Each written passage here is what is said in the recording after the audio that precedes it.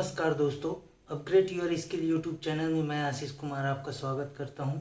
आशा करता हूं आप सब स्वस्थ होंगे और अच्छे होंगे। तो जीवों का वर्गीकरण हम पहले ही समाप्त कर चुके हैं। चूँकि वो पार्ट्स में है, अब उससे संबंधित कुछ प्रश्न उत्तर जो उसमें कुछ बाकी रह गए हो वो इस प्रश्न उत्तर के माध्यम से हम पूरा करेंगे। तो चलिए आज का वीडियो स्टार्ट करते हैं।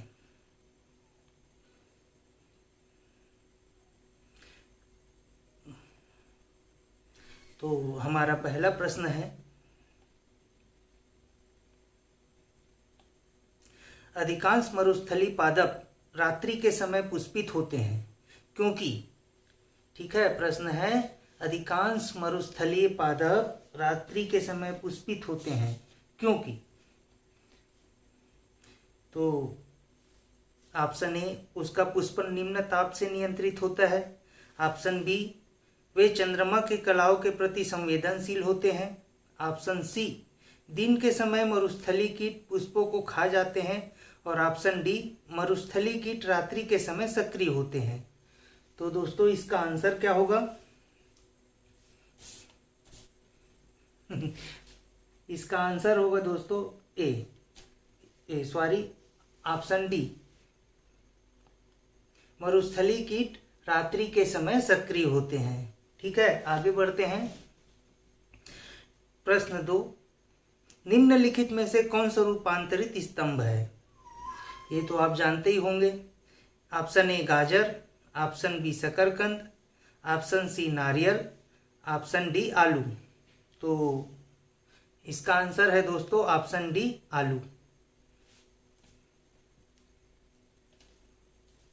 आगे बढ़ते हैं प्रश्न 3 की तरफ। आर्गटिज्म ठोंडी रोग किसके उपभोग से होता है?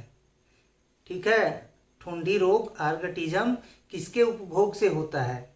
ऑप्शन ए संदूषित अन्न, ऑप्शन बी विगलित होती हुई वनस्पति के कारण, ऑप्शन सी संदूषित जल, और ऑप्शन डी पकाए हुए बासी खाद्य।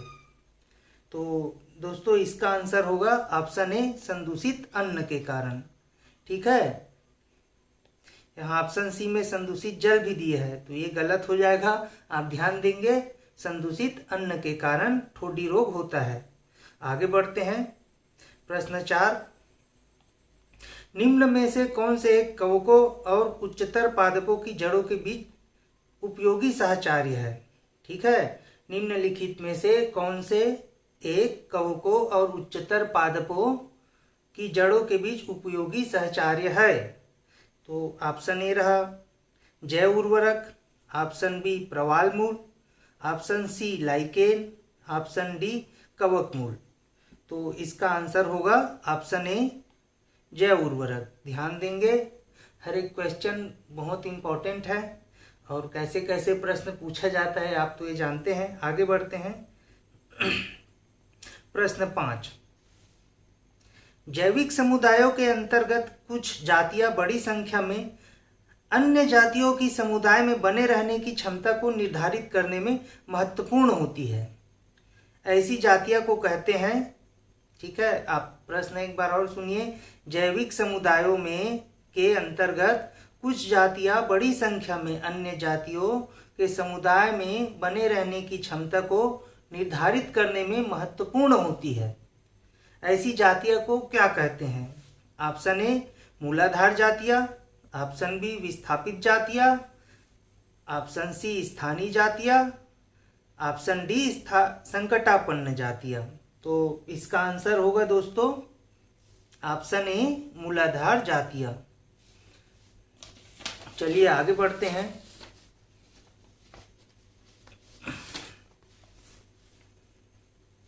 प्रश्न 6, पादपालय एक सुविधा है। ठीक है, पादपालय एक सुविधा है। ऑप्शन ए रोग मुक्त परिस्थितियों में पौधों को उगाने के लिए। ठीक है, ऑप्शन बी पौधों की संकटापन्न प्रजातियों के संरक्षण के लिए। ऑप्शन सी नियंत्रित परिस्थितियों में पौधों को उगाने के लिए। ऑप्शन डी उत्परिवर्तन प्रेरित करने के लिए। तो क्या है दोस्तों इसका आंसर? 6 का आंसर है ऑप्शन सी, नियंत्रित परिस्थितियों में पौधों को उगाने के लिए। आगे बढ़ते हैं। प्रश्न 7, शीतल पेयों जैसे कोला में पर्याप्त मात्रा में होती है।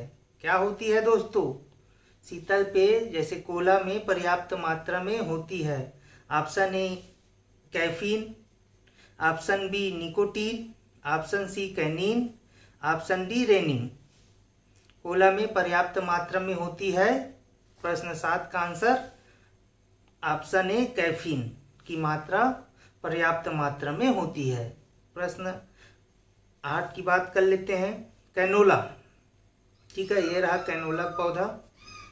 मानव उपभोग के लिए उगाई गई विशिष्ट प्रकार की तिलहन सरसों की किस्मों को निर्दिष्ट करता है। इन किस्मों की मुख्य विशेषता यह है कि, ठीक है, आप एक बार और प्रश्न बोल देता हूँ। कैनोला मानव उपभोग के लिए उगाई गई विशिष्ट प्रकार की तिलहन सरसों की किस्मों को निर्दिष्ट करता है।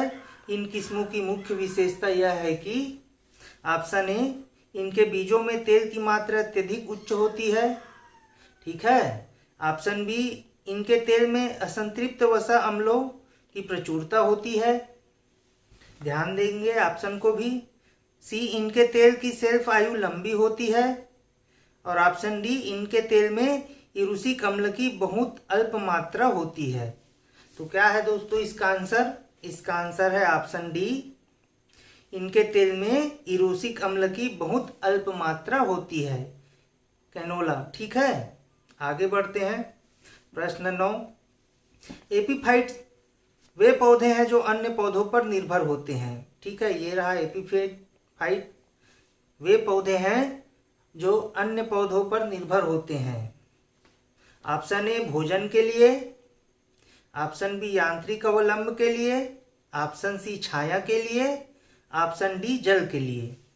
तो क्या है दोस्तों इसका आंसर? ठीक है, तो 9वां का आंसर है ऑप्शन बी, यांत्रिक अवलंब के लिए। ठीक है, ऐसे घुमा घुमा के प्रश्न पूछा जाता है। एक एक प्रश्न अपने आप में बहुत इंपॉर्टेंट है, तो इन्हें अच्छे से आप रीड करेंगे। आगे बढ़ते हैं। प्रश्न 10, यदि किसी उभयलिंगी पुष्प में पुमंग और जायंग अलग अलग समय पर परिपक्व होते हैं तो इस तथ्य को कहते हैं। ठीक है, प्रश्न 10, यदि किसी उभयलिंगी पुष्प में पुमंग और जायंग अलग अलग समय पर परिपक्व होते हैं तो इस तथ्य को क्या कहा जाता है?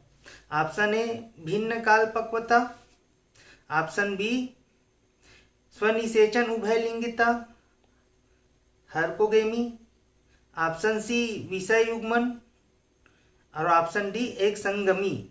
ठीक है, तो इसका आंसर क्या होगा दोस्तों? इसका आंसर होगा ऑप्शन ए, भिन्न काल पक्वता, अलग अलग समय में होते हैं, कॉमन सी बात है। ठीक है, आगे बढ़ते हैं। प्रश्न 11, घटपर्णी, ये तो जानते हो ना, मांसाहारी पौधा। घटपर्णी के निम्नलिखित भागों में से कौन सा एक घट के रूप में रूपांतरित होता है? ठीक है, घटपर्णी के निम्नलिखित भागों में से कौन सा एक घट के रूप में रूपांतरित होता है? ऑप्शन ए, स्तंभ, ऑप्शन बी, पत्ता, ऑप्शन सी, अनुपर्ण, ऑप्शन डी, पर्णवृंत। तो इसका आंसर क्या होगा दोस्तों? ऑप्शन बी, पत्ता। ठीक है, ऐसे ही प्रश्न पूछा जाता है। आगे बढ़ते हैं। प्रश्न 12, प्रकाश के निम्नलिखित प्रकारों में से किनका पौधों द्वारा तीव्र अवशोषण होता है? ठीक है, प्रकाश के निम्नलिखित प्रकारों में से किनका पौधों द्वारा तीव्र अवशोषण होता है? अधिकतर एग्जाम में प्रश्न पूछा भी गया है। तो इसका आंसर, इसका ऑप्शन है ऑप्शन ए, बैंगनी और नारंगी, ऑप्शन बी, नीला और लाल, ऑप्शन सी, इंडिगो और पीला, ऑप्शन डी, पीला और बैंगनी। तो इसका आंसर क्या होगा दोस्तों? ऑप्शन बी, नीला और लाल। ठीक है, इस कलर में पौधों द्वारा तीव्र अवशोषण होता है, नीला और लाल। ठीक है, आगे बढ़ते हैं। प्रश्न 13, केसर मसाला बनाने के लिए पौधों का निम्नलिखित में से कौन सा भाग उपयोग में लाया जाता है? ये तो आप जानते ही होंगे। केसर मसाला बनाने के लिए पौधों का निम्नलिखित में से कौन सा भाग उपयोग में लाया जाता है? ये रहा केसर। ठीक है, तो ऑप्शन ए पत्ती, ऑप्शन बी पंखुड़ी, ऑप्शन सी बाह्यदल, ऑप्शन डी वर्तिकाग्र। तो 13 का आंसर क्या होगा? ऑप्शन डी वर्तिकाग्र। ये ठीक है। बात कर लेते हैं प्रश्न 14 की। नीचे 4 ऊर्जा फसलों के नाम दिए गए हैं, इनमें से किस एक की खेती एथेनॉल के लिए की जा सकती है? ठीक है, नीचे 4 ऊर्जा फसलों के नाम दिए गए हैं, इनमें से किसकी खेती एथेनॉल के लिए किया जाता है? Option A jatropha, option B मक्का, option C pongamia, option D सूरजमुखी। तो 14 का आंसर क्या होगा दोस्तों? 14 का आंसर होगा ऑप्शन बी मक्का। आगे बढ़ते हैं। प्रश्न 15, कुछ वनस्पति जातियां कीटहारी होती है, क्यों? कुछ वनस्पति जातियां कीटहारी होती है, क्यों? ठीक है, ऑप्शन ए छायादार और अंधेरे स्थलों में आने के कारण उन्हें प्रकाश संश्लेषण का पर्याप्त अवसर नहीं मिलता। ठीक है, छायादार तथा अंधेरे स्थलों में आने के कारण उन्हें पर्याप्त प्रकाश संश्लेषण का अवसर नहीं मिलता तथा इसलिए वे पोषण के लिए कीट पर निर्भर करती है। ठीक है, ऑप्शन बी वे नाइट्रोजन न्यून मृदा में उगने के लिए अनुकूलित है तथा इसलिए पर्याप्त नाइट्रोजनी पोषण प्राप्त करने के लिए वे कीट पर निर्भर करते हैं। ठीक है, सभी ऑप्शन अपने आप में दमदार है, नहीं किए रहेंगे तो ऐसा अटेम्प्ट कर ही नहीं पाएंगे। ठीक है, क्योंकि एग्जामिनर प्रश्न ही ऐसा पूछता है कि हमें लगने लग जाता है ये भी हो सकता है, ये भी हो सकता है। तो अच्छे से रीड करेंगे और इसका पीडीएफ आपको प्रोवाइड किया जाएगा नीचे डिस्क्रिप्शन लिंक में, आप जाके ये इसका पीडीएफ प्राप्त करेंगे और प्रैक्टिस करेंगे। बात करते हैं ऑप्शन सी, कुछ विटामिनों का संश्लेषण स्वयं नहीं कर पाती तथा अपने द्वारा पचाए हुए कीटों पर निर्भर करती है। ऑप्शन डी वे जीवित जीवाश्म के रूप में जैव विकास की उस विशेष अवस्था में ठहरी हुई है और स्वपोषी तथा परपोषी के बीच की कड़ी है। ठीक है, तो 15 का आंसर क्या होगा? 15 का आंसर बी होगा। ठीक है, वे नाइट्रोजन न्यून मृदा में उगने के लिए अनुकूलित है। ठीक है, तथा इसलिए पर्याप्त नाइट्रोजनी पोषण प्राप्त करने के लिए वे कीट पर निर्भर हैं। तो आप समझ गए होंगे कीट भक्षी पौधे क्यों होते हैं। आगे बढ़ते हैं।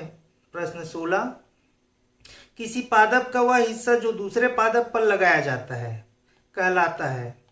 ठीक है, ये तो आप आसानी से जानते होंगे, किसी पादप का वह हिस्सा जो दूसरे पादप पे लगाया जाता है, सभी करते हैं, अधिकतर गुलाब के फूलों में। तो इसका आंसर 16 का आंसर होगा बी कलम, डायरेक्ट। इसमें क्या बताना, ये तो सभी जानते हैं नहीं। ठीक है, प्रश्न 17, घास का सबसे ऊंचा और सबसे मोटा प्रकार है। मोस्ट इम्पॉर्टेंट, अधिकतर एग्जाम में ऐसा ही प्रश्न पूछा जाता है। तो ऑप्शन ए अल्फाल्फा, ऑप्शन बी चारा, ऑप्शन सी बांस, ऑप्शन डी लाइकेन। तो 17 का आंसर क्या होगा दोस्तों? ऑप्शन सी बांस। ठीक है, बांस घास का सबसे ऊंचा और सबसे मोटा प्रकार है, याद रखेंगे, मोस्ट इंपॉर्टेंट। प्रश्न 18, कुकुरमुत्ता मशरूम, ठीक है, की खेती उपयोगी नहीं होती। कुकुरमुत्ता मशरूम की खेती उपयोगी नहीं होती, ये रहा मशरूम कुकुरमुत्ता। ठीक है, तो 18। ऑप्शन ए बायोगैस उत्पादन में, ऑप्शन बी सैस्य रोग के जैविक नियंत्रण में, ऑप्शन सी कृषि अपशिष्ट के पुनश्चक्रण में, ऑप्शन डी कैंसर के निवारण में। तो 18 का आंसर क्या होगा दोस्तों? 18 का आंसर होगा ऑप्शन बी सस्य रोगों के जैविक नियंत्रण में। ठीक है, कोई मतलब ही नहीं है। आगे बढ़ते हैं। प्रश्न 19, किस पादप को शाकीय भारतीय डॉक्टर कहते हैं? ठीक है, अब ये तो चित्र देख के आप आंसर जान ही गए होंगे। अधिकतर बच्चे तुलसी मार देते हैं, क्योंकि ये गलत है। ठीक है, इसका सही आंसर है आंवला। किस पादप को शासकीय भारतीय डॉक्टर कहा जाता है? मोस्ट इम्पॉर्टेंट क्वेश्चन है, अच्छे से रीड करेंगे। ठीक है, प्रश्न 20, सबसे छोटा फूलों वाला पुष्पी पौधा कौन सा है? ऐसा भी प्रश्न पूछा ही जाता है। ठीक है, तो option A wolffia, option B lemna, option C azolla, option D ficus. ठीक है, सबसे छोटा फूलों वाला पुष्पी पौधा कौन सा है? 20। तो इसका आंसर है वाल्फिया। सबसे छोटा फूलों वाला पुष्पी पौधा वाल्फिया है। आगे बढ़ते हैं, प्रश्न 21। प्याज में खाद्य भाग है। ठीक है, मोस्ट इम्पॉर्टेंट। आप कर लिए हो तो जरूर इसका आंसर दे देंगे, नहीं किए हैं तो फिर कहाँ से दे पाएंगे, है नहीं। तो प्याज में खाद्य भाग है। ऑप्शन ए पत्ता, ऑप्शन बी जड़ मूल, ऑप्शन सी तना, ऑप्शन डी पुष्प। तो 21 का आंसर क्या होगा? ऑप्शन सी तना। उम्मीद करता हूँ ये आपको पसंद आ रही होगी, और पसंद आ रही होगी तो कृपया लाइक और सब्सक्राइब जरूर कीजिए। और ये सब प्रश्न एनटीपीसी, एसीएफ, रेंजर और अधिकतर रेलवे के एग्जाम में इसी टाइप के ही प्रश्न पूछे जाते हैं। आगे बढ़ते हैं, प्रश्न 22। मूल जड़ का जल अवशोषण में संबंध भाग है। ठीक है, मूल जड़ का जल अवशोषण में संबंध भाग है। ऑप्शन ए दीर्घीकरण का क्षेत्र, जोन। ठीक है, मूल गोप का क्षेत्र, कोशिका विभाजन का क्षेत्र, मूल रोमों का क्षेत्र। ठीक है, जड़ का जल अवशोषण में संबंध भाग है दीर्घीकरण का क्षेत्र, बी मूल गोप का क्षेत्र, सी कोशिका विभाजन का क्षेत्र, डी मूल रोमों का क्षेत्र। तो 22 का आंसर क्या होगा? डी मूल रोमों का क्षेत्र। ठीक है, मूल रोमों का क्षेत्र। जड़ का जल अवशोषण का संबंध भाग है मूल रोमों का क्षेत्र। प्रश्न आगे बढ़ते हैं, प्रश्न 23। निम्न में से कौन से पौधे द्वारा उत्पन्न किया गया अपशिष्ट उत्पाद नहीं है? ठीक है, निम्न में से कौन से पौधे द्वारा उत्पन्न किया गया अपशिष्ट भाग नहीं है? Most important question. Option A जलवाष्प, option B oxygen, option C बबूल का गोंद, ऑप्शन डी कार्बन डाइऑक्साइड। ठीक है, तो 23 का आंसर क्या होगा? ऑप्शन सी बबूल का गोंद। ठीक है,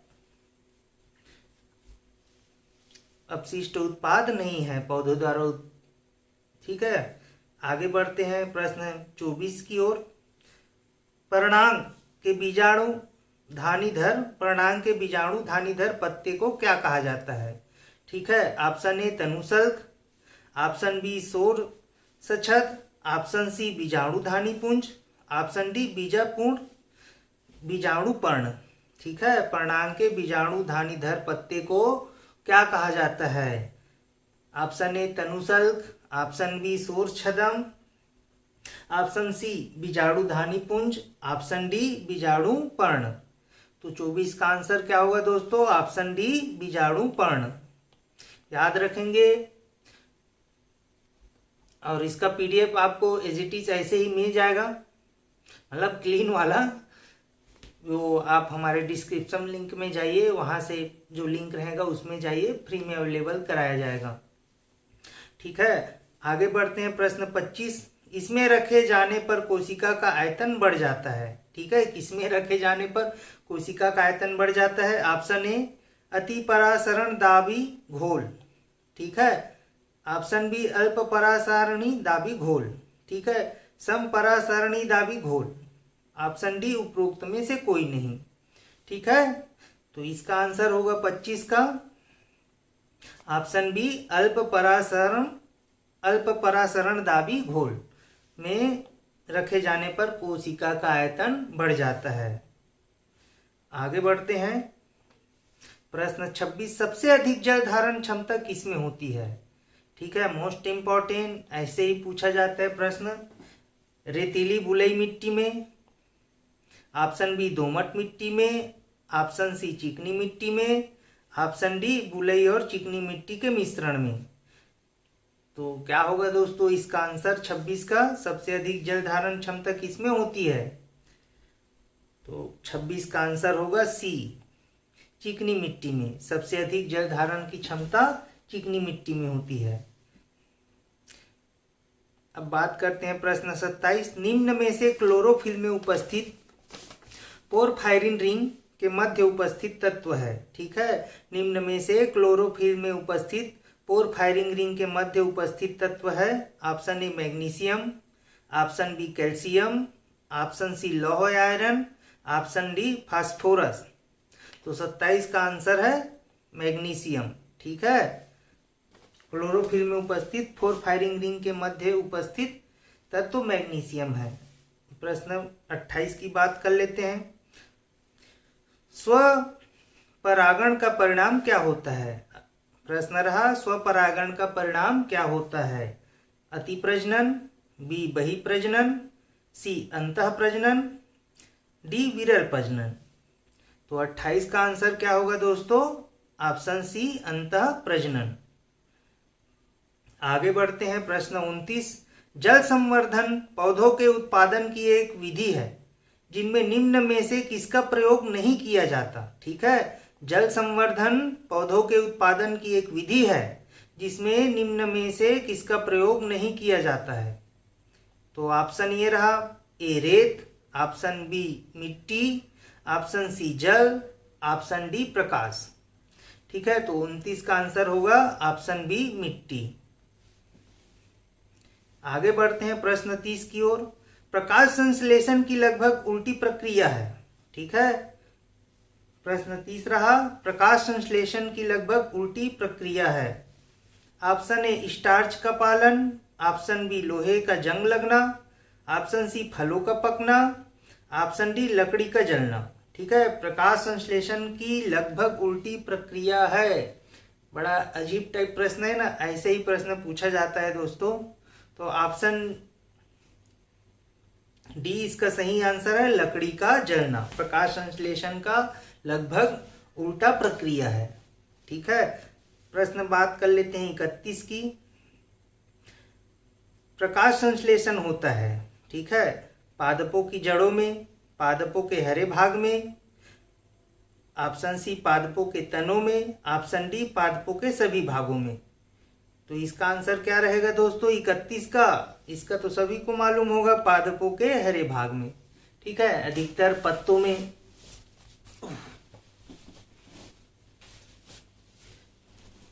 पत्तों में ही दर्द हो रहा था यार। 31 प्रकाश संश्लेषण होता है पादपों के हरे भाग में। आगे बढ़ते हैं, बात कर लेते हैं प्रश्न 32। वनस्पति इनके अवशोषण में प्रभावी होती है। ठीक है, प्रश्न रहा, वनस्पति इनके अवशोषण में प्रभावी होती है। ऑप्शन ए उच्च आवृत्ति ध्वनि, ऑप्शन बी प्रदूषक धातुएं, ऑप्शन सी प्रदूषक गैस और ऑप्शन डी प्रदूषित जल। तो 32 का आंसर होगा ऑप्शन सी प्रदूषक गैस से। ठीक है, प्रदूषक गैसें इसके अवशोषण में वनस्पति प्रभावी होते हैं। बात कर लेते हैं प्रश्न 33। निम्न में से कौन से प्रक्रम अंधकार के समय पादपों के साथ संबंध होते हैं? ठीक है, निम्न में से कौन सा प्रक्रम अंधकार के समय पादपों के साथ संबंध होते हैं? तो ऑप्शन ए रहा प्रकाश संश्लेषण और श्वसन, ऑप्शन बी रहा श्वसन और वाष्पोत्सर्जन, ऑप्शन सी रहा वाष्पोत्सर्जन और चालन, ऑप्शन डी रहा चालन और श्वसन। तो 33 का आंसर क्या होगा दोस्तों? ऑप्शन डी चालन और श्वसन। आगे बढ़ते हैं प्रश्न 34। पत्तों में दिखाई देने वाले सिराएं काम करती है।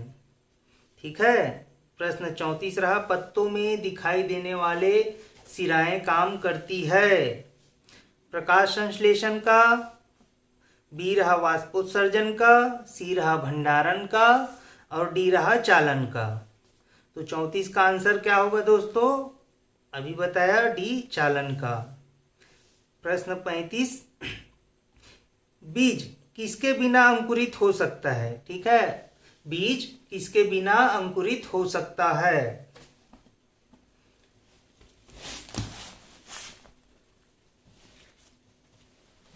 तो ए उपयुक्त आर्द्रता के बिना, बी उपयुक्त ताप के बिना, ऑप्शन सी पर्याप्त प्रकाश के कारण, ऑप्शन डी ऑक्सीजन की उपलब्धता।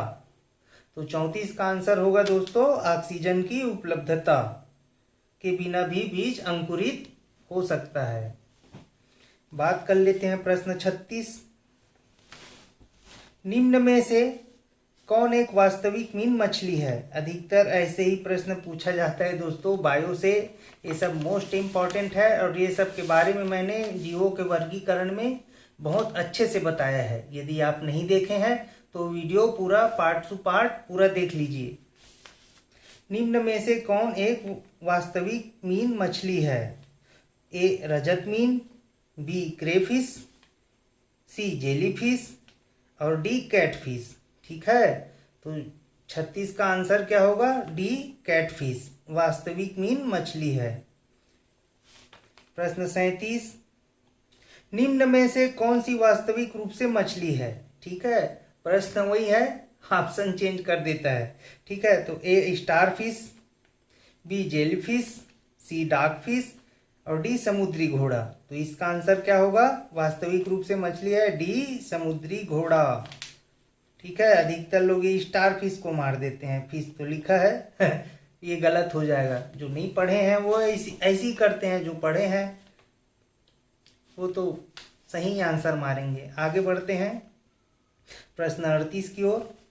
निम्नलिखित में से किन जगतों में केवल एक कोशिकीय जीव होते हैं? ठीक है, ये इसके बारे में भी मैंने एकदम डिटेल से बहुत सारे बुकों से कलेक्ट करके बताया है।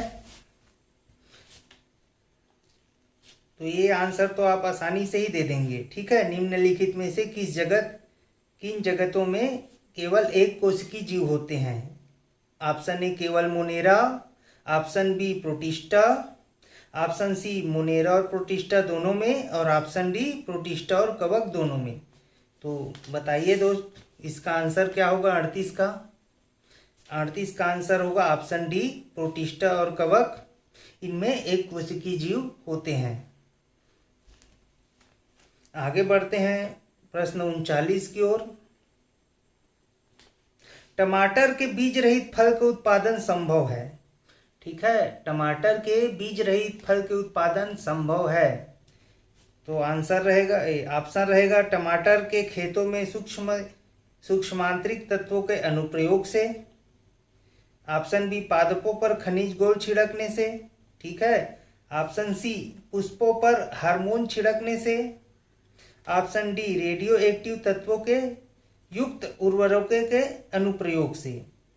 तो टमाटर के बीज रहित फल का उत्पादन संभव है दोस्तों, ऑप्शन सी पुष्पों पर हार्मोन छिड़कान से। ठीक है, याद रखेंगे, मोस्ट इंपॉर्टेंट है, आईएमपी प्रश्न है। बात कर लेते हैं प्रश्न 40। एकमात्र सर्प जो घोंसला बनाता है, ये तो आप जानते ही होंगे।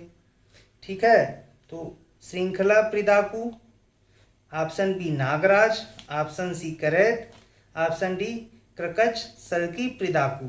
ठीक है, तो इसका आंसर क्या होगा 40 का? Option B Nagraj. प्रायः सभी जानते हैं इसका आंसर। बात कर लेते हैं प्रश्न 41 की 40 की, माफ कीजिए। निम्नलिखित में से कौन सा एक पत्नीक है? ठीक है, निम्नलिखित में कौन सा एक पत्नीक है? ऑप्शन ए भेड़िया, option B walrus, option C seal और ऑप्शन डी हिरन। तो इसका आंसर होगा भेड़िया। ठीक है, 41 का आंसर भेड़िया। बात कर लेते हैं प्रश्न 42। मॉरीशस में एक वृक्ष प्रजाति प्रजनन में असफल रही। ठीक है, मॉरीशस में एक वृक्ष प्रजाति प्रजनन में असफल रही क्योंकि इनके फल खाने वाले पक्षी विलुप्त हो गए। ठीक है, वह पक्षी निम्नलिखित में से कौन सा एक था? ठीक है, इसे आप चित्र देख के जान गए होंगे, तो बिल्कुल इसका आंसर बता देंगे ये कौन सा पक्षी है। ठीक है, ऑप्शन ए फाख्ता, option B dodo, option C condor, option D skua. तो 42 का आंसर है ऑप्शन बी डोडो। दोस्तों, ये डोडो पक्षी है। ठीक है, आगे बढ़ते हैं प्रश्न 43। निम्नलिखित में से कौन सा कथन सही नहीं है? ठीक है, निम्नलिखित में से कौन सा कथन सही नहीं है? सभी इकाइनोडर्म सजीव प्रजक होते हैं। ठीक है, निम्न ये प्रश्न रहा, निम्नलिखित में कौन सा कथन सही नहीं है। प्रश्नों में भी उलझ जाते हैं, सही नहीं है, सही है, ऐसे करके भी प्रश्न पूछ जाता है। तो ऑप्शन ए सभी इकाइनोडर्म सजीव प्रजक होते हैं। ऑप्शन बी गोल कृमि में कोई परिसंचरण तंत्र नहीं होता है। ठीक है, ऑप्शन बी गोल कृमि में कोई परिसंचरण तंत्र नहीं होता है। ऑप्शन सी अस्थिर मछलियों में वाताशय आमतौर में विद्यमान होता है। ऑप्शन सी अस्थिर मछलियों में वाताशय आमतौर में विद्यमान होता है। ऑप्शन डी उपास्थिर मछलियों में निषेचन आंतरिक होता है। तो 43 का आंसर क्या होगा दोस्तों? 43 का आंसर होगा ऑप्शन ए, जो गलत है, मतलब यही सही है। इसके हिसाब से कथन सही नहीं है करके पूछा है, सही नहीं है करके, बाकी सब सही है, यही कथन गलत है। सभी इकाइनोडर्म सजीव प्रजक होते हैं। ठीक है, आगे बढ़ते हैं प्रश्न 44 की ओर। निम्नलिखित में से कौन सा कथन सही है? अब यहाँ सही है करके पूछा है, तो ये सब ध्यान देंगे और जो भी पढ़ते हैं अच्छे बारीकी से पढ़ेंगे। ऑप्शन ए प्रियांश लघुत्तम स्वजीवी कोशिकाएं हैं। ठीक है। ऑप्शन बी माइकोप्लाज्मा की कोशिका भित्ति एमिनो शर्करा की बनी होती है। ऑप्शन सी विषाणु सम एकल तंतु और आरआरएन अणु से बने होते हैं, आरआरएन अणु से बने होते हैं। ऑप्शन डी रिकेट्सिया में कोशिका भित्ति नहीं होती है। ठीक है, तो कौन सा सही है 44 का? तो इसका सही आंसर है ऑप्शन सी विषाणु सम एकल तंतु और आरआरएन अणु से बने होते हैं। ठीक है, ये सही है, बाकी सब गलत है। ठीक है, आगे बढ़ते हैं प्रश्न 45। टक, ठीक है, और माइट वास्तव में होते हैं। ठीक है, टक और माइट वास्तव में होते हैं। मकड़ी वंश, क्रिस्टेशियाई, बी क्रिस्टेशियाई, सी कीट और डी बहुपाद। ठीक है, टक और माइट वास्तव में होते हैं। मकड़ी वंशी, क्रिस्टेशियाई और सी कीट, डी बहुपाद। तो इसका आंसर होगा दोस्तों 45 का ऑप्शन ए मकड़ी वंशी। ठीक है, ये रहा टक स्पाइडर, जो अधिकतर जानवरों में चिपके रहता है। ये वही जानवर है जो उनका खून पीता है, तो ये है मकड़ी वंशी। ठीक है, याद रखेंगे, इसीलिए चित्र लगा दिया हूं ताकि आपको बहुत सी चीजें और आसानी से याद रहे। अब बात कर लेते हैं प्रश्न 46 ऑक्टोपस। ठीक है, एक संधिपाद अर्थोपाड है। ठीक है, ऑप्शन बी इकाइनोडर्म है। ऑप्शन सी एक हेमिकार्डेट है। ऑप्शन डी एक मोलस्क है। तो क्या है दोस्तों ऑक्टोपस? 46 का आंसर एक मोलस्क है। मैं संग में बताया था, हर मतलब एकदम ऐसे बारीकी से बताया हूँ, और उन्हीं सबसे इस टाइप का प्रश्न पूछा जाता है कि कौन सा जानवर, कौन सा संघ, कौन सा जीव, कौन सा संघ का है। अधिकतर एग्जाम में इसी टाइप का ही प्रश्न पूछा जाता है। जानवरों जीवों का नाम दे दिया जाता है और आपसे पूछा जाता है कि ये कौन से संघ का है। बात कर लेते हैं प्रश्न 47। निम्नलिखित में से किस एक सर्प का भोज्य मुख्य रूप से अन्य सर्प है? ठीक है, निम्न में से कौन से एक सर्प का भोजन अन्य सर्प होते हैं? ऑप्शन ए करैत, ऑप्शन बी रसल प्रिदाकू, ऑप्शन बी रसल प्रिदाकू, ऑप्शन डी रेटल सर्प, ऑप्शन डी नागराज। तो 47 का आंसर होगा डी नागराज, ये अन्य सांपों को खा जाता है। ठीक है, अब प्रश्न 48। निम्नलिखित में से कौन अंडे देता है और सीधे बच्चे नहीं देता है? ठीक है, निम्नलिखित में से कौन अंडे देता है और सीधे बच्चे नहीं देता है? तो option A echidna, option B kangaroo, option C शाही, ऑप्शन डी व्हेल। तो ये तो आपको पता ही चल गया होगा, ये भी बच्चे को जन्म देता है, ये भी देता है, ये भी देता है। तो इसका आंसर होगा ऑप्शन ए एग्डीना, ये अंडा देता है, सीधे बच्चे को जन्म नहीं देता है। प्रश्न 49। निम्नलिखित में से कौन सा एक कपी नहीं है? Most important. Option A gibbon, option B gorilla, option C लंगूर और ऑप्शन डी ऑरेंगुटैन। तो इनमें से किसको कपी नहीं कहा जाता? तो इसका सही आंसर होगा दोस्तों ऑप्शन सी लंगूर। ठीक है, इसे कपी नहीं कहा जाता। आगे बढ़ते हैं। प्रश्न 50। भारतीय वन्य जीवन के संदर्भ में उड्डयन वल्गुल, ठीक है, भारतीय वन्य जीवन के संदर्भ में उड्डयन वल्गुल निम्नलिखित में से क्या है? ठीक है, ऑप्शन ए चमगादड़, ऑप्शन बी चील, ऑप्शन सी सारस और ऑप्शन डी गिद्ध। तो क्या है दोस्तों 50 का आंसर? ऑप्शन ए चमगादड़। याद रखेंगे, भारतीय वन्य जीवन के संदर्भ में उड्डयन वल्गुल फ्लाइंग फॉक्स निम्नलिखित में से क्या है? तो वो है चमगादड़। अब बात कर लेते हैं प्रश्न 51। जीवों के विकास के संदर्भ में निम्नलिखित में से कौन सा अनुक्रम सही है? ठीक है, जीवों के विकास के संदर्भ में निम्नलिखित में से कौन सा अनुक्रम सही है? Option A octopus dolphin shark, octopus dolphin shark, option B pangolin कच्छप बाज, ठीक, ऑप्शन सी सालामेंडर अजगर कंगारू और ऑप्शन डी मेढक केकड़ा झींगा। तो 51 का सही आंसर है दोस्तों ऑप्शन सी सालामेंडर, उसके बाद अजगर, फिर कंगारू। ठीक है, सही अनुक्रम है। प्रश्न 52। पक्षियों के पंख क्या होते हैं? अधिकतर एग्जाम में ये प्रश्न पूछा भी गया है। तो ऑप्शन ए अध्यावरणीय अपवृद्धि, ऑप्शन बी रूपांतरित अग्रांग, ठीक है, ऑप्शन सी रूपांतरित पश्चांग और ऑप्शन डी नई संरचना। अब यहाँ और यहाँ में आप कंफ्यूज हो जाएंगे, पढ़े रहते हैं फिर भी कई बार एग्जामिनर माइंड से खेल जाता है। ठीक है, तो 52 का सही आंसर होगा ऑप्शन बी रूपांतरित अग्र अंग, न कि पश्चांग। ठीक है, तो इसका आंसर ऑप्शन बी रूपांतरित अंग होता है पक्षियों का पंख। याद रखेंगे।